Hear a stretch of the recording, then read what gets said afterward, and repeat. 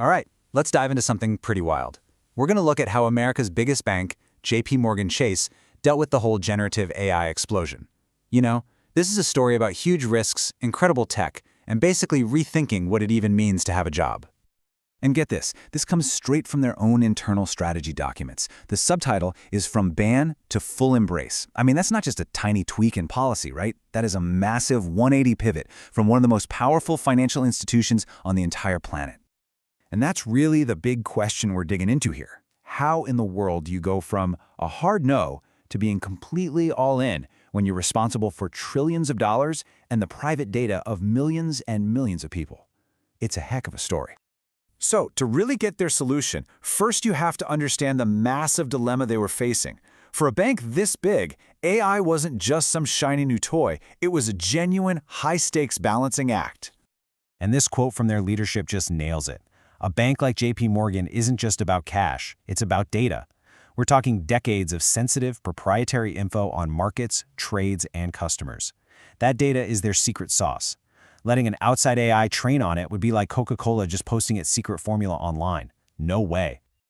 This lays out the conflict perfectly. On one side, you have the incredible promise of AI, the potential to unlock huge productivity gains and find insights you never could before. But on the other side, oh man, the peril. We're talking about catastrophic data leaks, security breaches, and breaking all sorts of strict financial rules. A single wrong move could be absolutely devastating. So what did they do? They didn't choose the promise or the peril. They decided to have their cake and eat it too. They chose to build a fortress. And this right here, this is the key to their whole strategy. It's a custom-built platform they call the LLM Suite. The best way to think about it is like a secure airlock on a spaceship. It lets all the power and intelligence from outside AI models like OpenAI's come in, but it makes absolutely sure that none of the bank's sensitive data ever gets out. It's a one-way street. So the first goal was obvious. Don't let your people get left behind. You have to give them access to the same amazing AI tools that are changing every other industry. You want them summarizing reports and drafting emails faster than ever. But this is the absolute game changer. All of that has to happen inside their digital fortress. Every single question, every bit of analysis, every piece of private data stays locked inside their closed environment, totally shielded from the prying eyes of the outside world. Now look, building this incredible fortress is one thing, but getting over 300,000 employees to actually use it, and use it well, that's a whole other challenge. So they came up with a very careful 3-phase plan. And they were super smart about this. They didn't just flip a switch one day. Phase 1 was all about the basics, letting staff use AI for low-risk stuff, like summarizing news articles. Then Phase 2 got way more interesting. They started connecting the AI to the bank's private data to get much deeper insights. And Phase 3, well, that's the future. AI agents that can handle complex jobs on their own, with a human just keeping an eye on things. And this is where things get really fascinating, because this isn't just about technology anymore. It's about people. The whole strategy isn't about replacing humans, it's about totally changing their job description.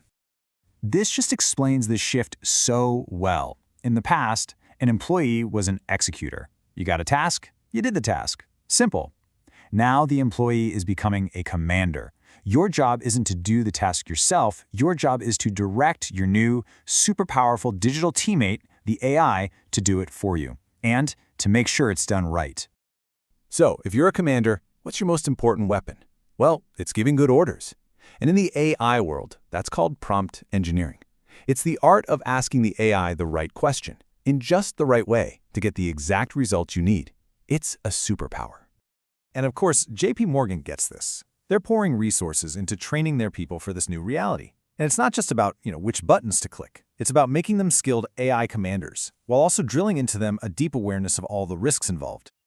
Okay, so that's the strategy, the tech, the new job roles, but the big question is any of it actually working? Let's take a look at the real-world payoff. Get ready for this number. $8 trillion. That's not their profit. That's the value of the transactions that JP Morgan's AI systems help protect from fraud every single day.